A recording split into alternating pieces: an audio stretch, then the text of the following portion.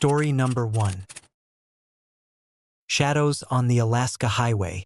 I've always believed that the open road holds secrets. Stories that whisper through the miles and linger in the corners of our minds. As a trucker navigating the vast and often unforgiving Alaska Highway, I've encountered my fair share of eerie tales and unsettling encounters. But nothing could have prepared me for the night that would forever change my perception of solitude and survival. It was late November, and the weather forecast had been clear enough for me to plan my route with some confidence. The Alaska Highway, stretching over 1,000 miles through rugged terrain and dense forests, was notorious for its unpredictable weather and treacherous conditions. I was hauling supplies to a remote mining camp, a job that kept me on the road for weeks at a time. My rig was reliable, my GPS updated, and my supplies well-stocked. Yet, as any seasoned driver knows, the mountain roads hold their own agenda. Around midnight, after driving for hours through a seemingly endless stretch of snow-covered road, the sky began to darken ominously, the temperature plummeted, and the first few flurries of a winter storm started to fall. I glanced at my rearview mirror, noticing the snowflakes clinging to my windshield, gradually obscuring my view. The wind picked up, howling through the gaps in my truck, a foreboding sign that the storm was fast approaching. "Come on, come on," I muttered under my breath, shifting gears to maintain speed. Visibility was dropping rapidly, and the road ahead was barely discernible through the thickening snow.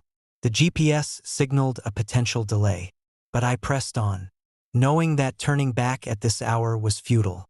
Hours earlier, I had passed the small town of Ruby, its lights now swallowed by the storm's fury.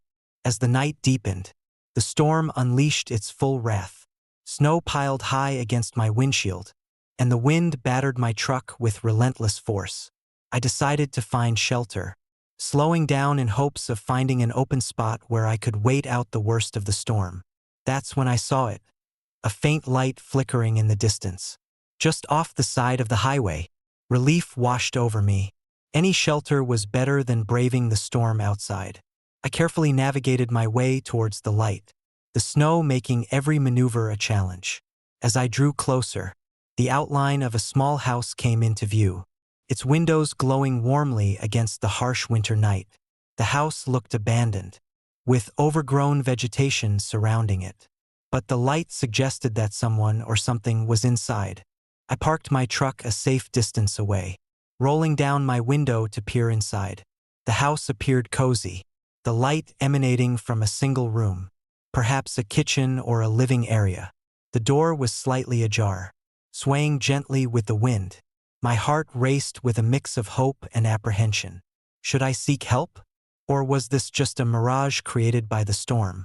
Gathering my courage, I grabbed my flashlight and made my way to the door. The snow crunched under my boots, the cold seeping through my thick jacket. As I approached, I noticed something unsettling. A figure standing in the doorway. It was a woman, her bright red coat standing out starkly against the white snow.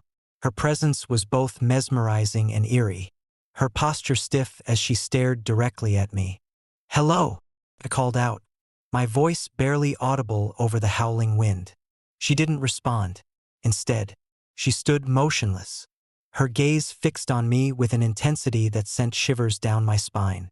I took a step closer, trying to discern any details, but the storm was too fierce, the snow blinding my vision. Just as I reached out a hand, she vanished into thin air, leaving behind only a faint mist and the lingering sense of her presence. Stunned, I stood there for a moment, trying to process what I had just witnessed. The storm continued to rage, the wind howling like a chorus of restless spirits. Gathering my wits, I turned back to my truck, my mind racing with questions. Was it a hallucination, a trick of the light, or something more sinister? I decided to check the house, despite the growing fear in my gut. The door was now firmly shut, as if it had never been open. I pushed against it, but it wouldn't budge. A sense of dread settled over me, the realization that I wasn't alone in this storm gripping my heart. I turned to leave, but as I did, I noticed the footprints in the snow, large, deliberate prints leading away from the house and disappearing into the dense forest. My pulse quickened. I knew I wasn't the first to encounter something like this. The stories of ghostly apparitions and unexplained phenomena on the Alaska Highway were numerous, but I had always dismissed them as mere folklore. Now, standing in the midst of the storm, those tales took on a haunting reality. The next morning, after the storm had finally subsided, I reached out to the local authorities in Ruby. They were more than willing to assist, dispatching a team to investigate the abandoned house.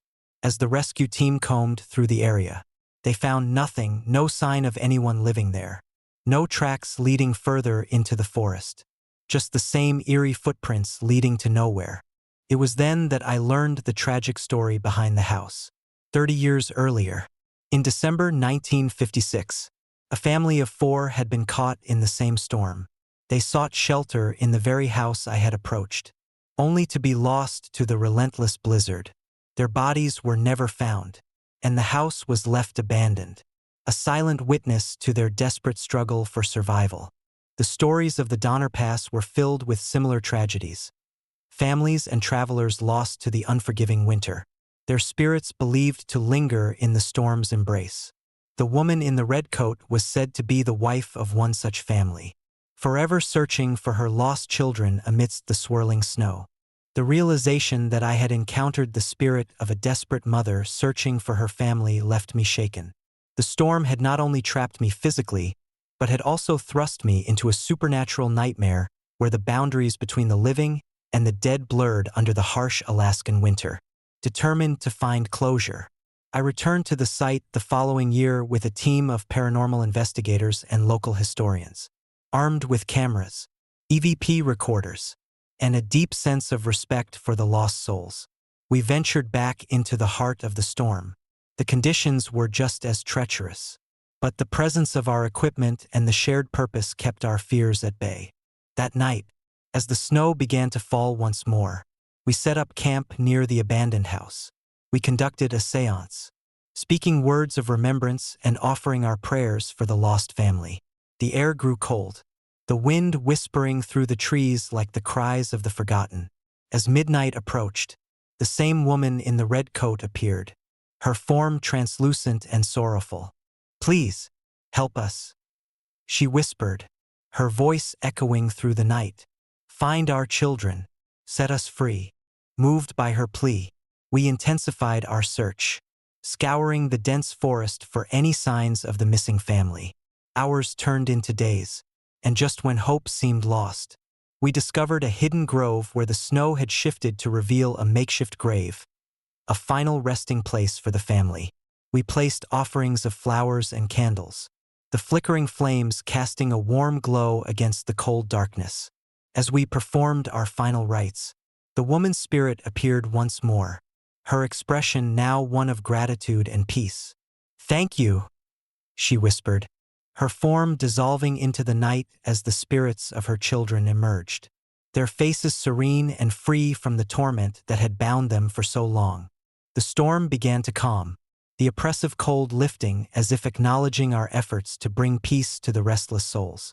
The footprints that had led me to the haunted house were gone, replaced by a serene stillness that spoke of closure and acceptance. Driving away from the site, the vast Alaskan wilderness stretched out before me, the storm now a distant memory. The experience left an indelible mark on my soul, a testament to the enduring power of compassion and the importance of honoring those who can no longer speak for themselves. Years have passed since that transformative winter, and the Alaska Highway remains a route of beauty and mystery. The story of the woman in the red coat serves as a haunting reminder of the thin veil between the living and the dead, especially in the heart of the unforgiving winter. Sometimes, when the wind howls through the pines and the snow blankets the road in silence, I catch a glimpse of a faint red coat or hear the distant echo of a mother's desperate cries, a silent testament to the souls we helped to set free and the bonds that connect us all, transcending even the harshest storms. Living my life on the road, I carry the lessons learned from that night, understanding that some stories are too powerful to be forgotten.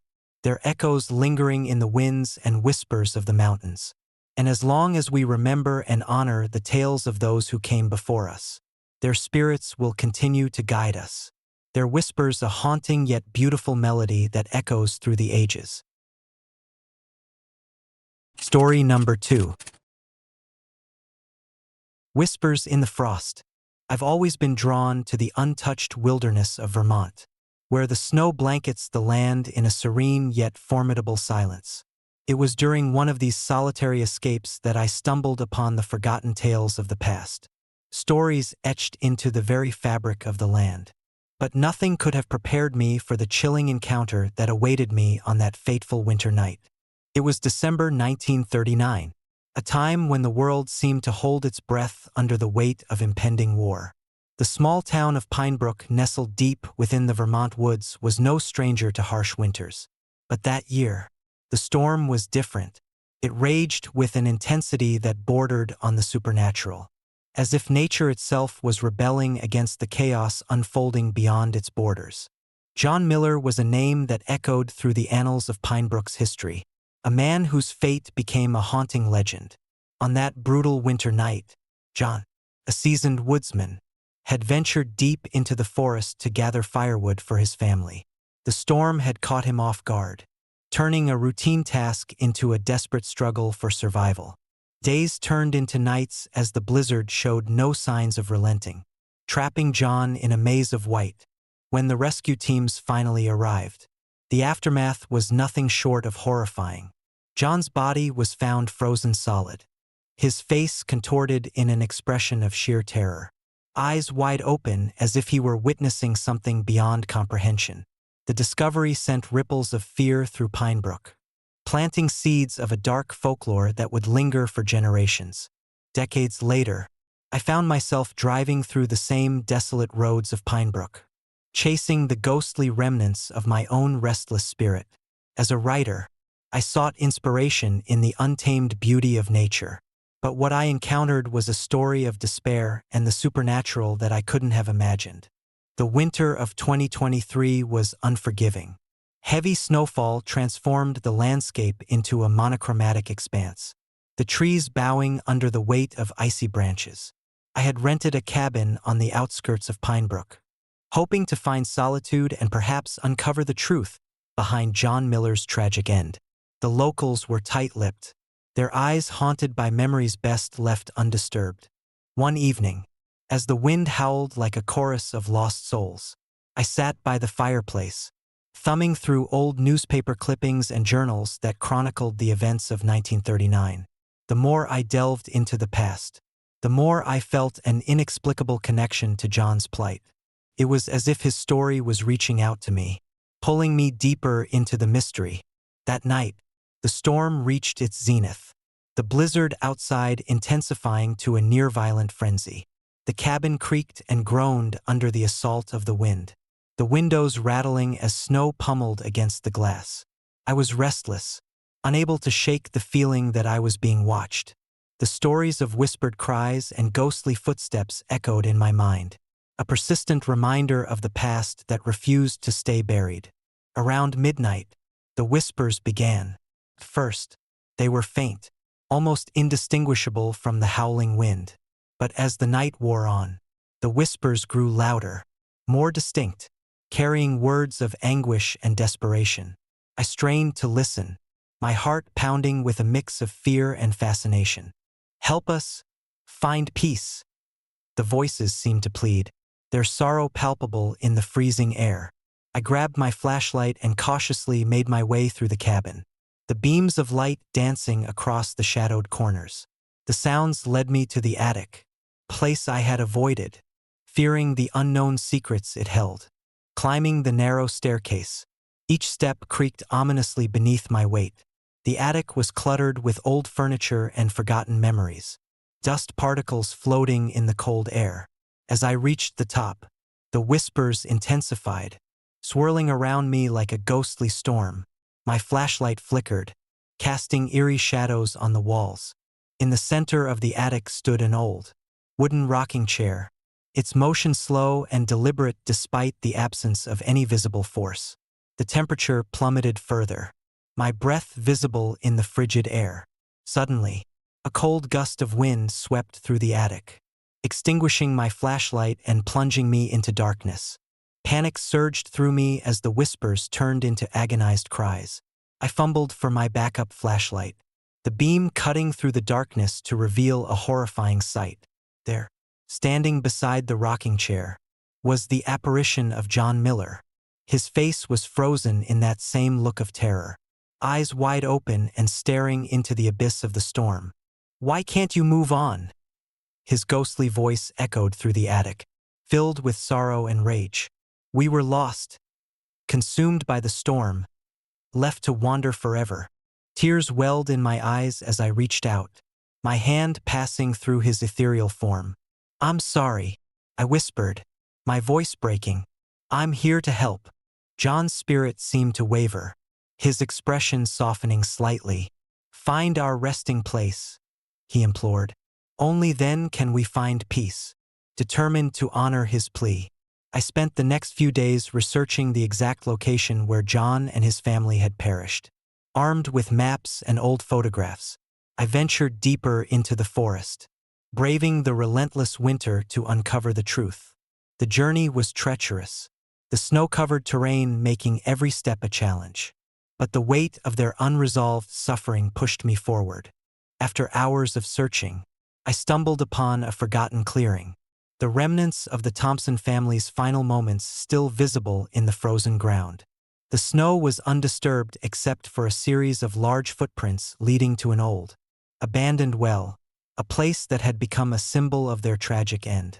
I knelt beside the well, placing a small memorial of candles and flowers, my heart heavy with the gravity of their loss. As I completed the ritual, the wind began to calm, the oppressive chill lifting as if the spirits were finally finding the closure they had long been denied. The whispers ceased, replaced by a profound silence that spoke of peace and release. Returning to the cabin, I felt a sense of accomplishment and relief wash over me.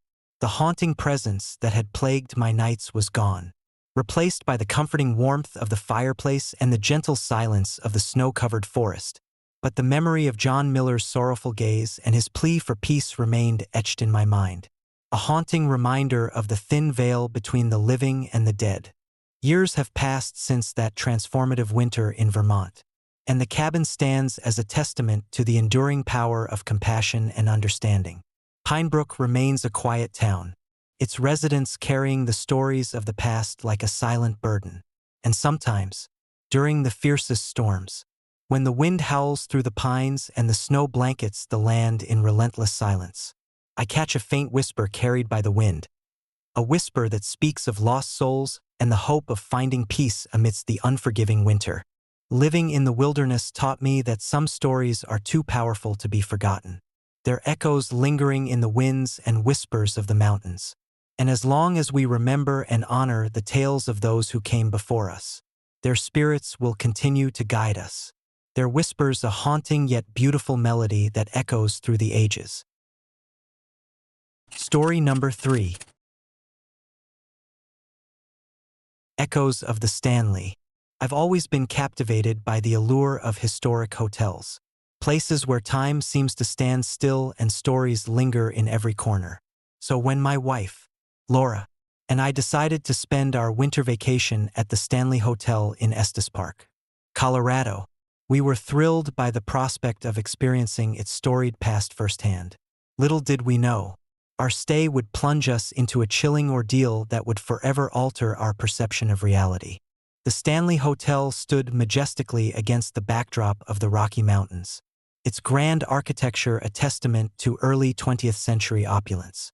As we drove up the winding mountain road, the first snowflakes began to fall, dusting the landscape in a pristine blanket of white. The weather forecast had predicted heavy snowfall, and by the time we arrived, a fierce blizzard had descended upon the area, isolating the hotel from the outside world.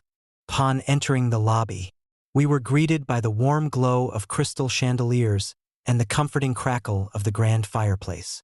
The ambience was enchanting, with antique furnishings and intricate woodwork that exuded old-world charm. We checked in quickly, eager to settle into our room and escape the biting cold outside. Our room was a spacious suite with large windows offering a panoramic view of the snow-covered mountains. Laura marveled at the elegant decor, while I set up my camera, intent on capturing the hotel's haunting beauty. As night fell, the storm outside intensified, the wind howling like restless spirits and the snow piling higher against the windows. The hotel seemed to transform under the storm's wrath, its halls growing eerily silent.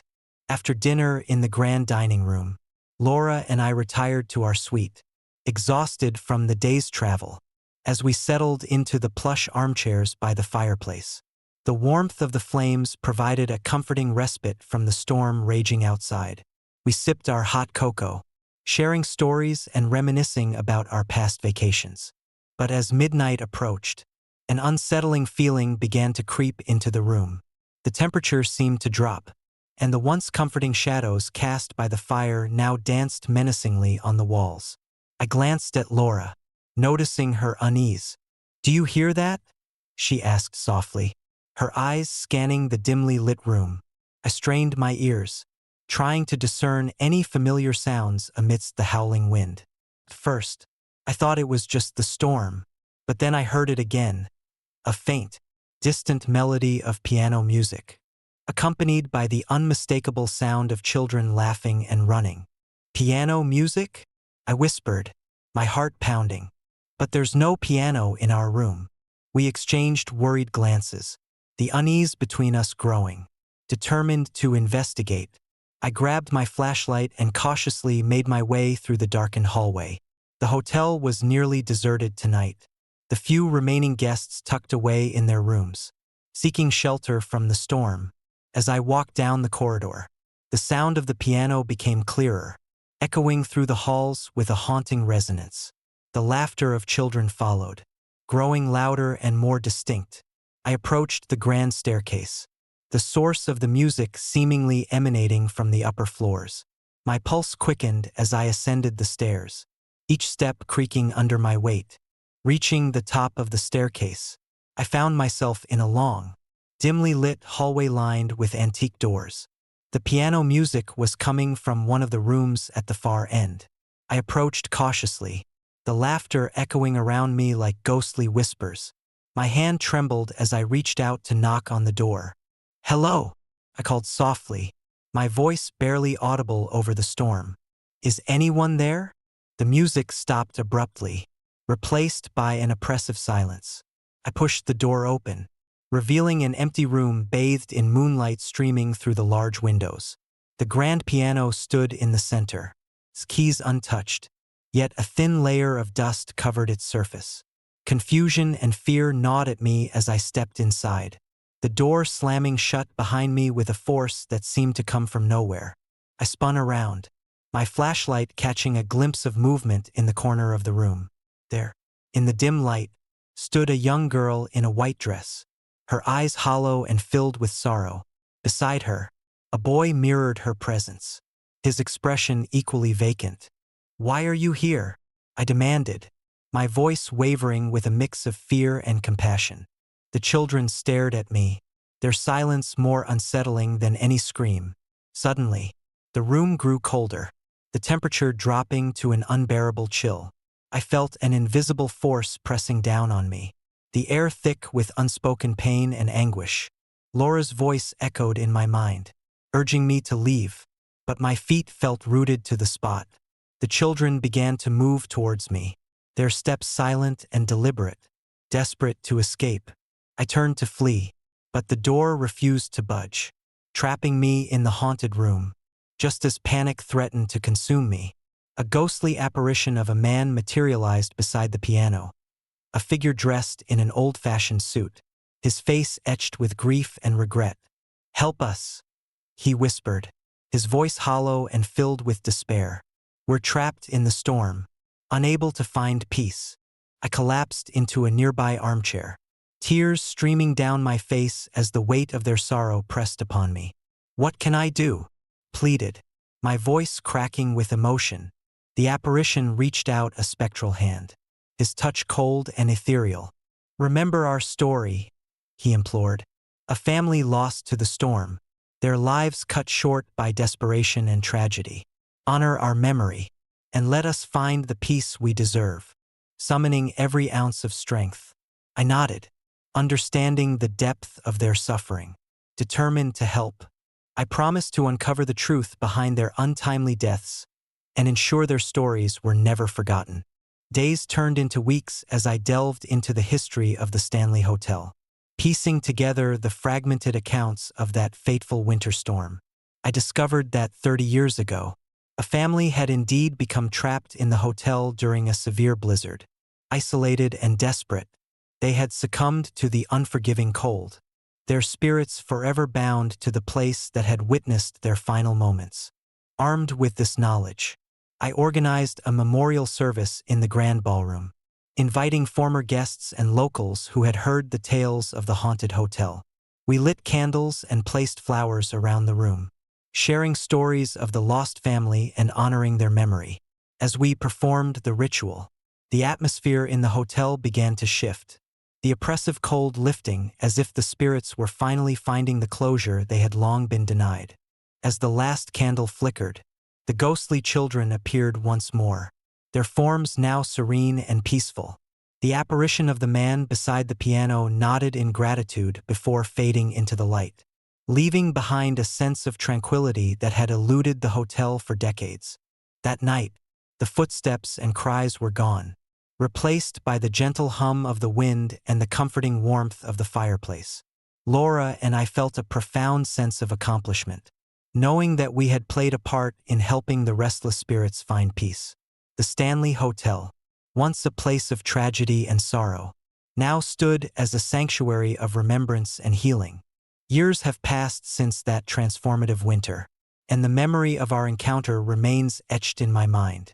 The Stanley Hotel continues to welcome guests from around the world, its haunted past now a testament to the enduring power of compassion and the importance of honoring those who have been lost.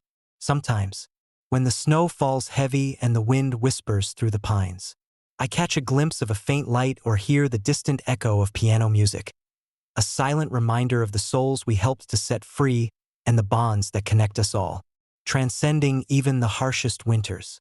Living at the Stanley Hotel taught me that home is more than just a place. It's a sanctuary where love, empathy, and understanding can transform even the coldest spaces into warm havens. And as long as we remember and honor the stories of those who came before us, their spirits will continue to guide us, their whispers a haunting yet beautiful melody that echoes through the ages. Story number 4. Shadows in the Storm. I've always been drawn to the Appalachian Trail, the rugged beauty of its forests, and the sense of adventure that comes with every step on its winding path. So when my friends Mark, Lisa, Sarah, and Tom decided to embark on a week-long trek during late November, I eagerly joined them. We were seasoned hikers, familiar with the trail's challenges, but nothing could have prepared us for the nightmare that awaited us. It was the 4th day of our journey when the weather took a turn for the worse. The sky darkened unexpectedly, heavy clouds rolling in with an ominous promise.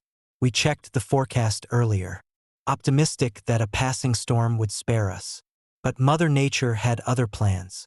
By late afternoon, the first flurries began to fall, light at first, but swiftly gaining intensity.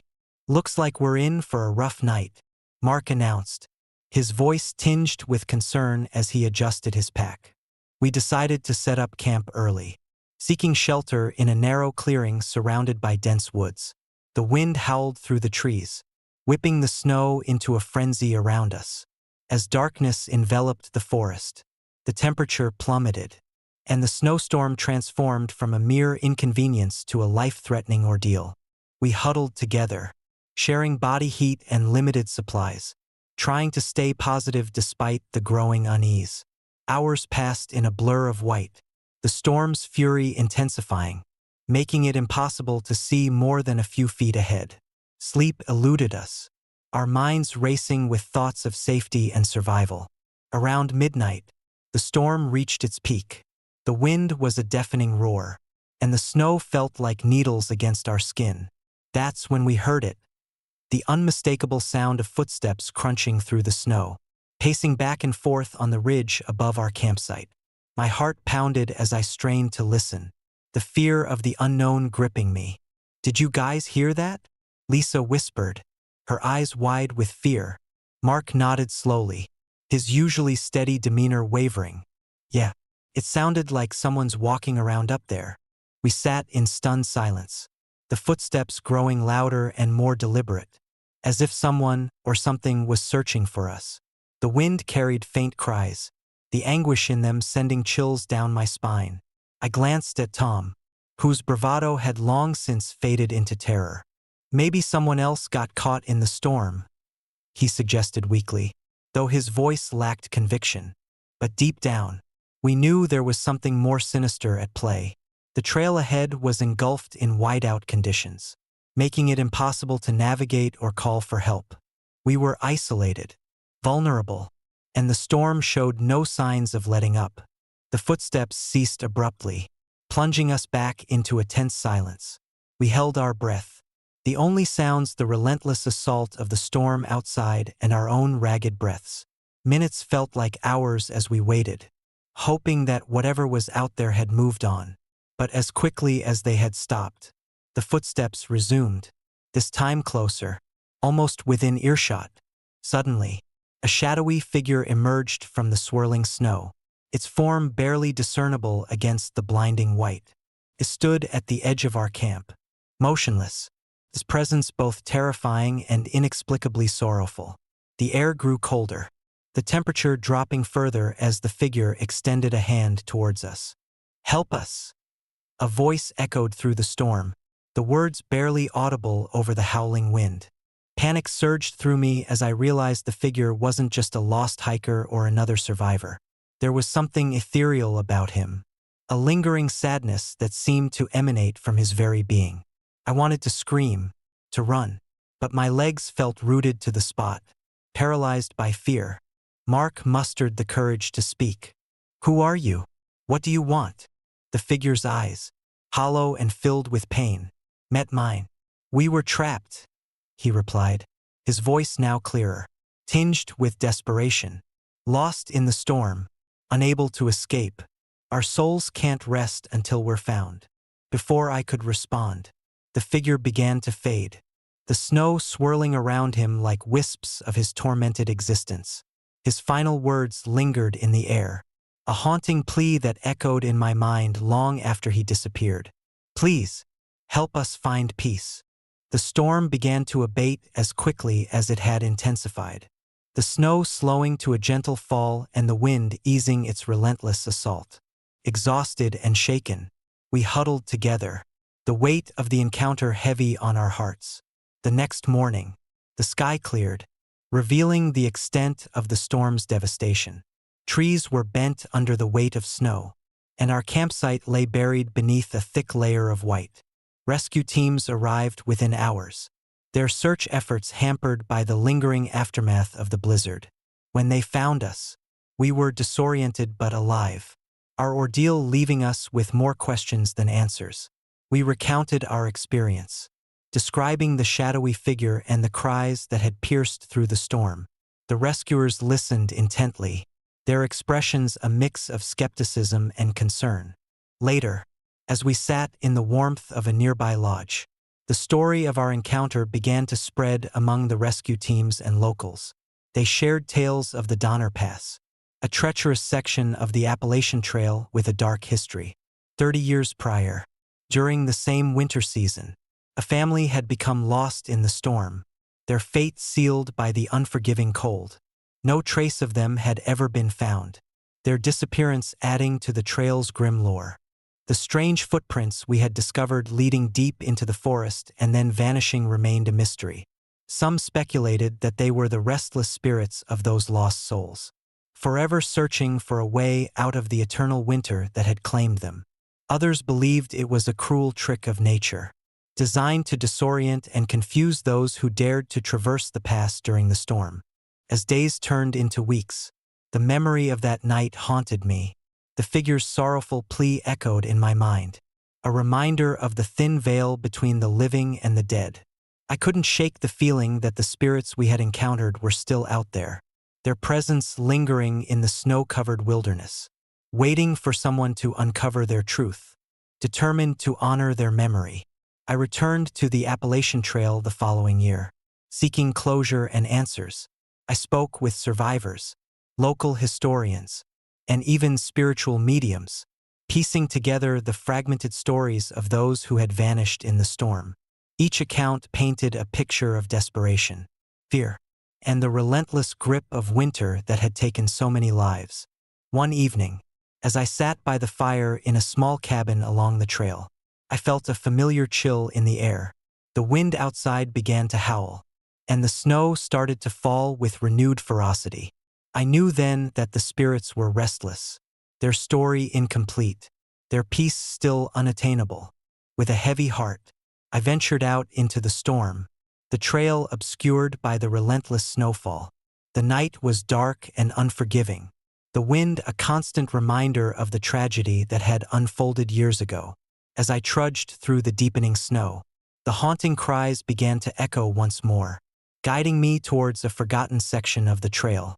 There, amidst the swirling snow, stood the same small wooden house where my friends and I had sought refuge. The sight of it brought back a flood of memories, the fear and desperation of that night weighing heavily on my soul. But this time, I was determined to bring closure to the restless spirits that haunted the pass. I set up camp outside the house, lighting candles and placing offerings of food and personal mementos around the perimeter. I spoke words of remembrance and forgiveness, acknowledging the pain and suffering that had bound their spirits to the trail.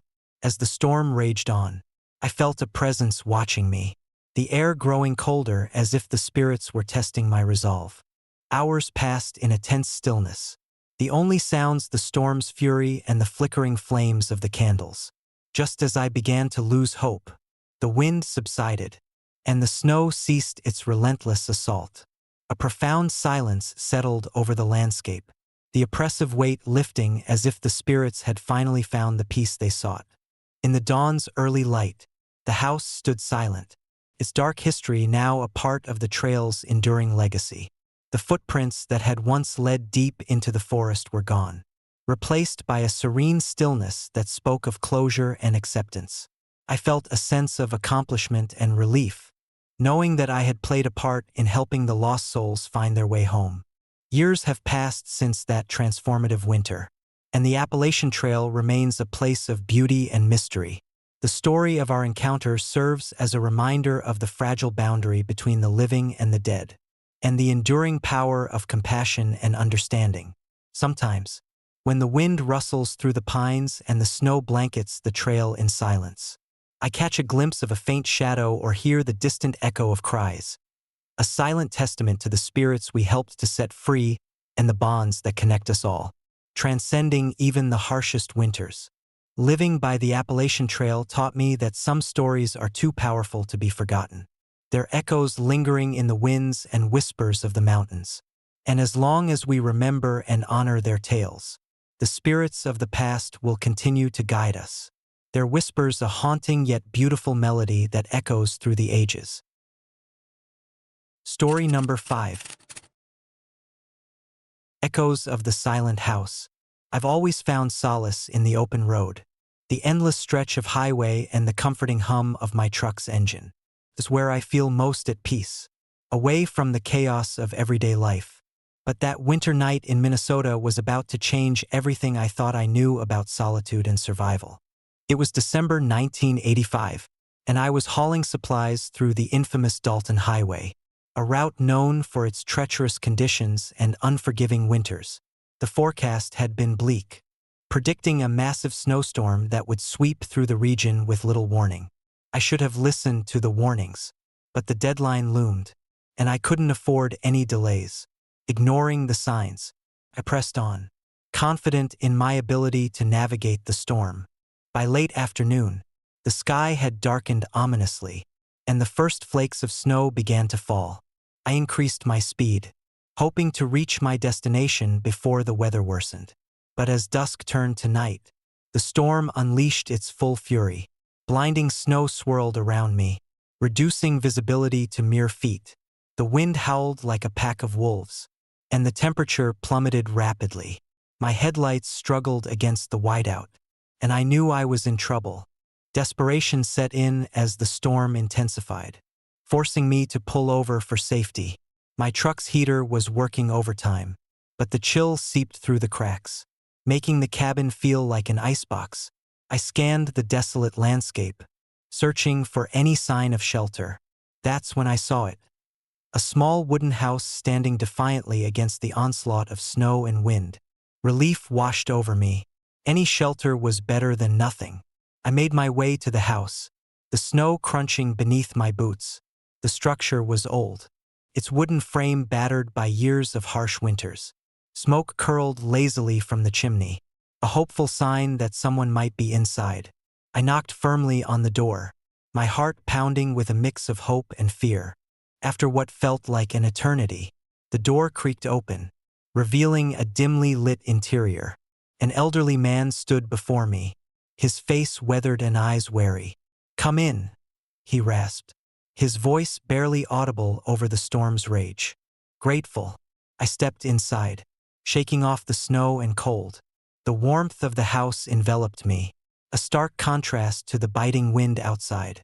The interior was sparse but welcoming, with a large fireplace that dominated the living room and a few pieces of antique furniture scattered about.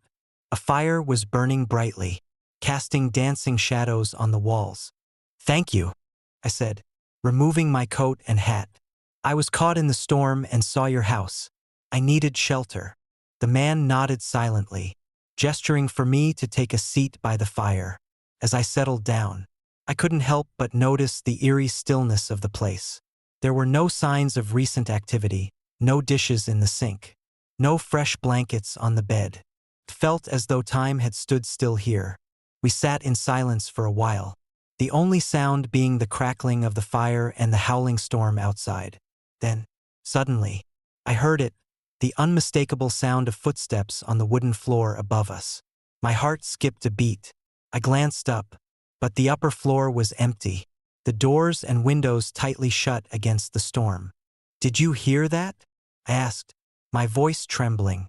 The man looked at me with a mixture of pity and sadness. "It's just the house settling," he replied softly. "Old houses make noises, especially in storms like this." I wanted to believe him, to dismiss my fear as mere paranoia, but the feeling of being watched lingered. As the night wore on, the sounds continued, footsteps pacing back and forth on the upper floor, the occasional loud bang of a window shutter snapping shut. Each noise tightened the knot of anxiety in my chest. Unable to sleep, I decided to investigate. Quietly, I made my way to the staircase, the steps creaking under my weight. The upper floor was shrouded in darkness, the only light coming from the fireplace below. I called out softly, "Hello? Is anyone there?" No response. The footsteps resumed, now accompanied by faint cries that sent chills down my spine. I felt a cold sweat break out on my forehead as I stood frozen, unsure of what to do next. Just then, a piercing scream echoed through the house, followed by a cacophony of sounds, shattering glass, splintering wood, and the frantic pounding of invisible hands against the walls. I stumbled back, my mind racing with fear and confusion. The man was nowhere to be seen, as if he had vanished into thin air. Panicking, I rushed downstairs, trying to make sense of the chaos. The living room was in disarray, furniture overturned, pictures shattered, and bloodstains frozen on the floor. My breath hitched as I realized the horror that had unfolded before me. The screams, the chaos. It was as though the house had become a battleground for unseen forces, their anguish palpable in the air. Desperate to escape, I stumbled towards the front door, only to find it locked from the outside. The storm was too fierce, too relentless to force my way out. I turned back, hoping to find another way, but the house seemed to shift around me, trapping me in its nightmarish grip. In the midst of my terror, I heard the footsteps again, closer this time, and the sorrowful cries of children echoing through the halls. The realization hit me like a ton of bricks. The house was haunted by the spirits of a family that had perished in the storm 30 years ago, their tragic end forever etched into the very fabric of the place. As the storm raged on, the apparitions became more vivid, their forms flickering like ghosts in the firelight. I saw the image of a family, parents and 2 children, trapped in an endless loop of fear and despair, reliving their final moments in a house that refused to let go. Their eyes were hollow, their expressions etched with pain, reaching out for salvation that would never come. Summoning every ounce of courage, I vowed to help them find peace. I began to research the house's history, uncovering old records and newspaper clippings that detailed the tragic story of the Thompson family. In December 1950, a devastating snowstorm had trapped them in the very same house, cutting off all communication and supply lines. Desperate and facing starvation, the family had perished, their bodies frozen beneath the snow, their souls unable to move on from the unrelenting winter. Armed with this knowledge, I returned to the house with a plan to honor their memory and offer them the closure they so desperately needed. I organized a small memorial, placing candles and flowers around the living room, speaking words of remembrance and forgiveness. As I performed the ritual, the house seemed to respond, the oppressive atmosphere lifting as if the spirits were finally finding the peace they had long been denied. The footsteps ceased, and the crying faded into a gentle silence. The apparitions of the Thompson family appeared one last time, their forms now serene and peaceful. "Thank you," they whispered in unison, their voices filled with gratitude. With a final, collective sigh, they vanished, leaving behind a house that felt lighter, almost alive with a newfound sense of calm. The storm outside began to subside, the snow gradually giving way to a clear, starlit sky. The front door swung open, revealing a world transformed by the night's events. Exhausted but relieved, I knew that I had witnessed something extraordinary, an encounter that had forever changed my perception of the supernatural and the power of compassion. Years later, the memory of that night remains a haunting reminder of the thin veil between the living and the dead. The house, once a place of tragedy, now stands as a testament to the enduring power of empathy and the importance of honoring those who can no longer speak for themselves. Whenever I find myself driving through the wintry landscape of Minnesota, I carry with me the lessons learned from the silent echoes of that haunted house, forever changed by the whispers of the past and the souls we helped to set free. Story number 6. Echoes of Donner Pass. I've always been fascinated by the stories that linger in the shadows of history, tales that whisper through the ages, waiting for someone to listen. As a documentary filmmaker, it's these forgotten narratives that drive me, urging me to uncover the truths buried beneath time and snow. So when I decided to delve into the tragic saga of the Donner Party, a group of pioneers whose desperate journey through the Sierra Nevada mountains ended in unimaginable horror, I knew I was embarking on a path fraught with darkness and despair. The winter of 1846 to 1847 was unforgiving. A relentless snowstorm trapped the Donner Party in the remote Donner Pass, turning their trek into a nightmare of survival. Days turned into weeks, and hope dwindled as the biting cold gnawed at their spirits. In their desperation, they resorted to cannibalism, a grim testament to the lengths humanity will go to endure the unyielding forces of nature. Years later, the haunting echoes of their plight still reverberate through the snow-covered peaks of Donner Pass. Locals speak of ghostly apparitions and heartrending cries carried by the howling winds during the fiercest storms. Skeptics dismiss these tales as mere folklore, but those who have braved the pass during winter know that something sinister lingers in the frozen wilderness. It was a particularly bitter January night when I decided to follow the trails once trodden by the Donner Party. Armed with my camera, a journal, and a relentless curiosity, I ventured into the heart of the pass, determined to capture the essence of their tragedy. The snow fell thick and fast, each flake a silent witness to the horrors that unfolded decades ago. As I trudged through the knee-deep snow, the landscape seemed to shift around me, The towering pines loomed like silent sentinels, their branches heavy with ice. The wind whispered secrets through the trees, carrying faint sounds that sent chills down my spine. Cries, footsteps, and the distant echo of anguish. I shook off the unease, attributing the noises to the storm's fury. But a nagging doubt gnawed at me. Night descended swiftly, the temperature plummeting further as the storm intensified. I set up camp near an old, dilapidated cabin rumored to have been part of the Donner Party's encampment. The structure stood defiantly against the elements, its wooden frame battered by years of neglect and the unforgiving winter. As I sat by my portable stove, the wind howling outside, I couldn't shake the feeling that I was being watched. Around midnight, the stillness was shattered by the sound of heavy footsteps approaching the cabin.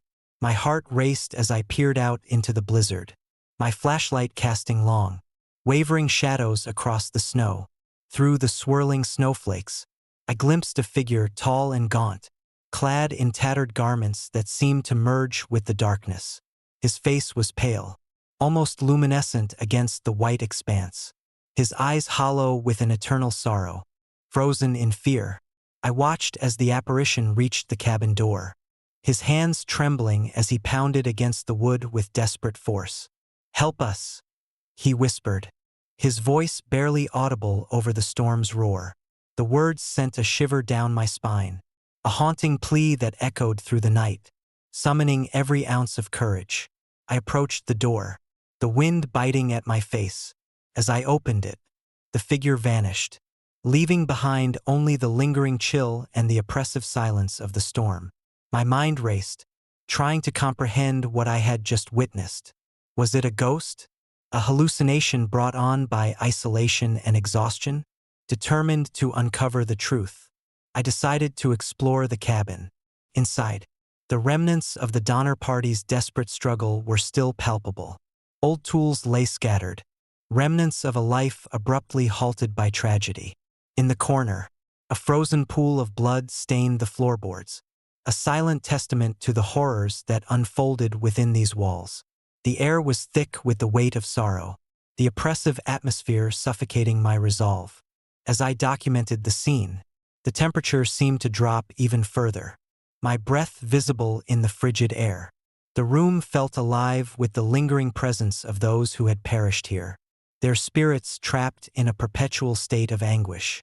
I felt an invisible force pressing down on me, urging me to leave, to abandon my quest for the truth. But I couldn't. The stories of the Donner Party had captivated me for years, and now, standing in the very heart of their tragedy, I felt an unspoken duty to honor their memory. I decided to spend the night in the cabin, hoping to capture more evidence of the supernatural phenomena that plagued the pass. As midnight approached, the storm outside reached its zenith, the wind howling like the cries of the damned. I sat by the small window, my camera trained on the swirling snow. When the familiar sounds began anew, cries, footsteps, and the desperate pounding against the cabin walls, the apparition returned, his form clearer this time, his eyes filled with a sorrow that transcended death. "Why are you here?" I called out, my voice wavering with fear and compassion. He paused, the storm momentarily subsiding as if granting me a brief moment of connection. "We are lost," he replied, his voice tinged with a longing that pierced my very soul. "Trapped by the storm, consumed by despair, we cannot move on." Tears welled in my eyes as I reached out, yearning to offer some form of solace to the tormented spirits. "I'm here to help," I whispered, my voice barely audible. The apparition nodded slowly, his form beginning to fade as the storm resumed its relentless assault. "Find our resting place," he implored, his voice fading into the howling wind. "Only then can we find peace." Determined to fulfill his plea, I spent the following days researching the Donner Party's last known movements, piecing together their final desperate attempts to survive. The more I delved into their story, the more I understood the depth of their suffering and the torment that kept their spirits bound to the pass. One evening, armed with newfound knowledge and a deep sense of purpose, I returned to the cabin to perform a ritual of remembrance. I lit candles, placed offerings of food and personal mementos around the room, and spoke words of forgiveness and hope, honoring the lives that had been lost in the unforgiving winter. As I concluded the ceremony, a profound sense of calm settled over the cabin. The oppressive cold lifted, replaced by a gentle warmth that enveloped me like a comforting embrace. The apparitions of the Donner Party gathered around, their forms no longer twisted by despair but serene, their eyes reflecting gratitude and peace. "Thank you," I whispered, my voice choked with emotion. "May you find the peace you seek." One by one, the spirits began to fade, their forms dissolving into the night as the storm outside finally subsided. The silence that followed was profound, a testament to the release of their eternal torment. I sat alone in the cabin, tears streaming down my face, knowing that I had played a part in helping the lost souls find their way home. In the years that followed, the tales of ghostly apparitions and haunting cries became less frequent, the spirits of the Donner Party finally finding the peace they had long been denied. The frozen echoes of their tragedy lingered in the memories of those who dared to traverse the pass, a haunting reminder of the fragility of life and the enduring power of compassion. Sometimes, when the wind howls through the pines and the snow blankets the world in silence, I catch a glimpse of a faint light or hear the distant echo of cries, a silent reminder of the souls we helped to set free. It's a haunting yet beautiful presence, a testament to the bonds that connect us all and the healing that comes from honoring those who have been lost. Living by Donner Pass taught me that some stories are too powerful to be forgotten, their echoes lingering in the winds and whispers of the mountains. And as long as we remember and honor their tales, the spirits of the past will continue to guide us, their whispers a haunting yet beautiful melody that echoes through the ages. Story number 7. Echoes of the Storm-Buried House. I still remember that winter of 1950 as if it were yesterday, a time when the biting cold of Alaska's wilderness tested not just our resilience but our very sanity.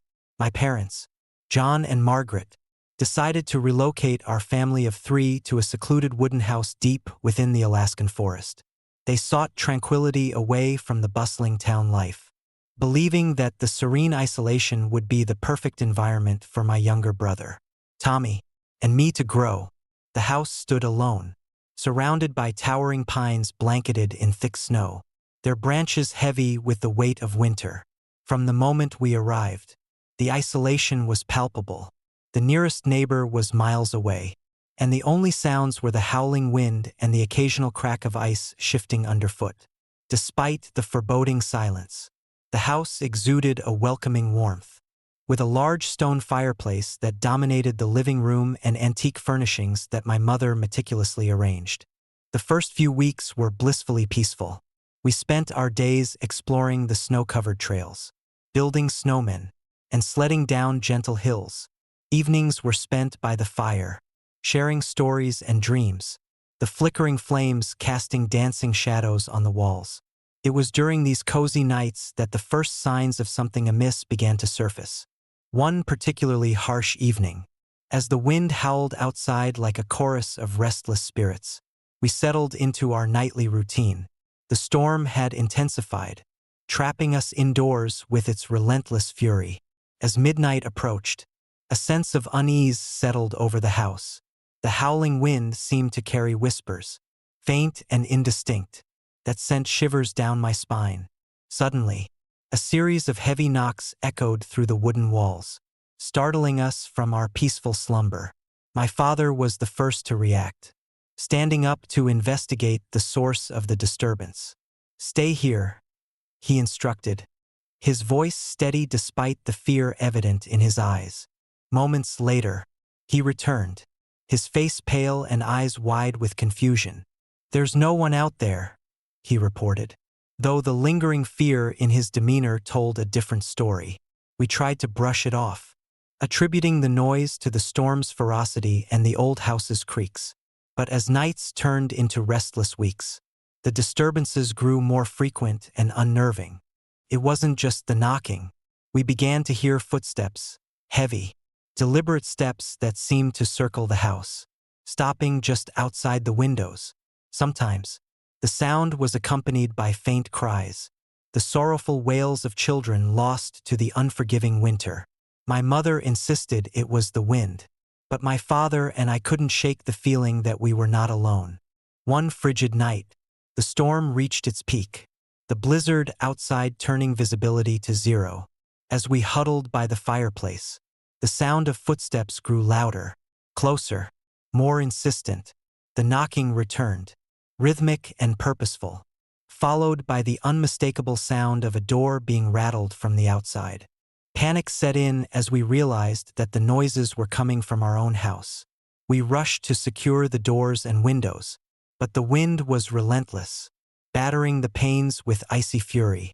The sounds continued, now accompanied by the eerie glow of light seeping through the cracks of our windows, as if someone or something was trying to get inside. Desperate and terrified, my father decided to confront whatever was out there. Grabbing a flashlight, he cautiously approached the front door, the beam of light cutting through the darkness. As he reached out to open it, the storm seemed to pause, the world holding its breath. With a deep breath, he flung the door open, only to find nothing but the swirling snow and the empty expanse of our isolated property. Relief washed over him, but it was short-lived. As he turned to close the door, a shadowy figure materialized in the doorway, its form barely visible against the blinding white of the storm. The figure was a man, his coat tattered and worn, his face hidden beneath a hood. His presence was both haunting and sorrowful, a spectral reminder of the house's dark history. Before anyone could react, he vanished into the storm, leaving behind a lingering chill that settled into our bones. My father stood there, shaken but determined to protect his family. "We need to stay strong," he whispered, his voice barely audible over the storm's roar. The following day, after the storm had finally subsided, rescuers arrived to find our house intact but eerily silent. There were no signs of forced entry or struggle. Yet the footprints leading from our door into the dense forest were unmistakably human but inexplicably large and heavy, disappearing into the wilderness without a trace. Local legend had long spoken of a man named Samuel Gray, a miner who had been caught in a deadly blizzard while returning home. Isolated and desperate, he had taken refuge in a nearby cabin, but the storm proved too fierce. His family had perished in the cold, and his spirit was said to wander the forests, forever searching for his lost loved ones. Understanding now that we were not alone, my parents vowed to honor Samuel's memory and help his restless spirit find peace. We organized a memorial, placing candles and personal items around the house, hoping to provide some solace to the wandering soul. As night fell, we lit the candles, their flickering flames casting a warm glow against the cold darkness outside. We spoke words of remembrance and forgiveness, acknowledging the tragedy that had unfolded decades ago. As we concluded the ceremony, a profound silence enveloped the house, the oppressive cold lifting as if the spirits had finally found the closure they sought. We sat together, holding hands, feeling a deep sense of connection and relief. That night, the disturbances ceased entirely. The footsteps and cries were gone, replaced by the gentle crackle of the fire and the peaceful stillness of the winter night. It felt as though the house itself had breathed a collective sigh of relief, embracing us as part of its history rather than as intruders. Years have passed since that fateful winter, and our home remains a place of peace and warmth. The memory of Samuel Gray serves as a poignant reminder of the fragile boundary between the living and the dead, and the enduring power of compassion and understanding. Sometimes, on the coldest nights, when the wind rustles through the pines and the snow blankets the world in silence, I catch a glimpse of a faint light near the window or hear the distant echo of footsteps, a silent testament to the spirits we helped to set free. Living in that old wooden house in Wisconsin taught us that home is more than just a place. It's a sanctuary where love, empathy, and respect for the past can transform even the coldest spaces into warm havens. And as long as we remember and honor the stories of those who came before us, their spirits will continue to guide us. Their whispers a haunting yet beautiful melody that echoes through the ages.